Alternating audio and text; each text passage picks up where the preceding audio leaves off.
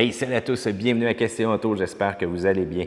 On continue notre série de vidéos sur la Cruise et maintenant on est rendu au bon et au mauvais, au point négatif et au point positif. Qu'est-ce qu'on a manqué et qu'est-ce qu'on fait de bien à l'intérieur de cette voiture-là? Et on commence avec les points négatifs à améliorer. Eh bien, la première chose, c'est vraiment la suspension.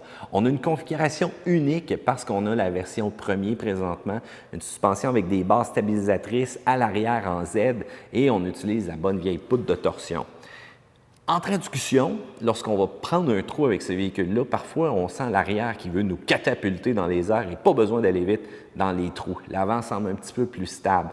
Ça donne un feeling de conduite un peu particulier. Cependant, en virage, j'ai pas de problématique, mais c'est vraiment quand on va tomber dans un trou très creux qu'on risque de se faire surprendre, surtout si on est à bonne vitesse.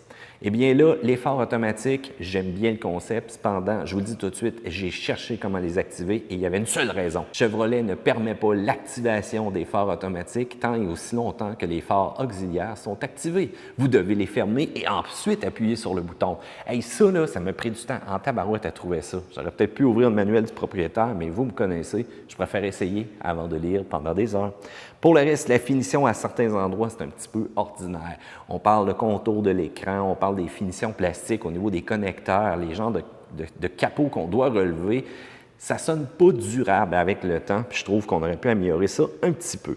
Le radio griche aussi à haute puissance, eh bien, j'aurais aimé avoir un bon système de son, mais encore une fois, quand on tourne et qu'on demande de la bass, qu'est-ce qui arrive? Eh bien, ça griche. Ça, c'est un petit peu plate côté sonorité. L'emplacement du bouton de changement de vitesse sur le levier. OK, là, ça, je ne la comprends pas. Et là, je vais vous imiter. Donc, ma position, quand je veux, non, ça ne marche pas, OK?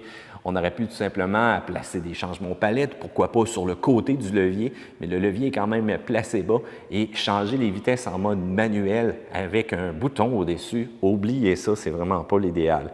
La petite ouverture aussi au niveau du cargo, eh bien que ce soit généreux, on aurait pu travailler un petit peu plus sur l'accessibilité. Là, je vous rajoute un point, c'est mon équipe qui tenait absolument à ce que j'en parle. Moi, j'aurais passé ça, mais bon, il y en a certains ici parmi l'équipe qui trouvent que lorsqu'elle est pleinement équipée, elle est très chère et elle ne devient pas compétitive versus les Japonais. Je ne me prononce pas là-dessus. Je veux que vous prononcez, section commentaire en bas, dites-le. Dites Oli, non, tu n'as pas raison. Marcello, non, tu n'as pas raison. En tout cas, peu importe, je vous laisse aller là-dessus. Parlons des points positifs. Cependant, on parle le côté pratique donc de cette version hatchback et c'est vrai que c'est pratique. Même, je ne comprends pas les gens qui achètent des berlines standards quand on a une belle version comme ça qui va offrir un comportement un peu plus sportif. Mais bon. Écoutez, c'est une question de choix. Moi, je trouve ça offre beaucoup plus d'espace. La belle cabine à l'intérieur, oui, il y a des petits trucs de finition, mais c'est pas grave. Je trouve qu'on a fait un espace unique, un design intéressant, une couleur 2 tons. Je vous laisse juger si vous aimez ou non cependant là-dessus. L'espace intérieur est très ample. Quand on regarde ça, de la place pour les gens à l'avant, la place pour les gens à l'arrière, ça, c'est parfait. Et même le design extérieur, sérieux, encore une fois, réussi. Les équipements du groupe RS premier, la personnalisation qu'on peut faire, même au niveau du véhicule, ça, c'est très bien. On parle aussi donc de bons systèmes multimédia, rapidité, efficacité, Android Auto, Apple CarPlay qui est disponible en équipement standard. Je vous parlais de personnalisation, eh bien, n'oubliez pas aussi votre dernier équipement. Non, ce n'est pas le système de frein modifié, mais ça ferait bien la job. Ce que je vous parle, c'est vraiment le nœud papillon. Et si vous ne savez pas c'est quoi, rendez-vous sur le site de Chevrolet. Je vous donne un indice. Le signe devient noir à l'avant et on appelait ça comme ça. Quand même assez original pour cette partie-là. Eh bien, la note de maths, je pense que ça mérite quand même un A-. A-, bon, à cause de la partie finition un petit peu, et on a un petit peu de travail aussi à faire comme gage de qualité versus la compétition japonaise qui est extrêmement agressive présentement dans ce segment-là. Et on le sait que le comportement de suspension, eh bien, joue un petit peu dans l'expérience de conduite.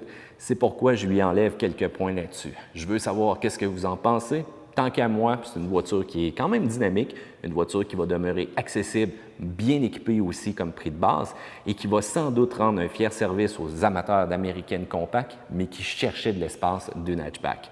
Eh bien, section commentaire en bas là, si vous pensez que j'ai oublié quoi que ce soit, n'hésitez pas, pouce en l'air parce que vous aimez cette vidéo-là et n'oubliez pas de vous abonner à Question Auto parce qu'on a d'autres vidéos de la Cruise et aussi de d'autres véhicules. On en essaie plein, ça c'est cool. À plus!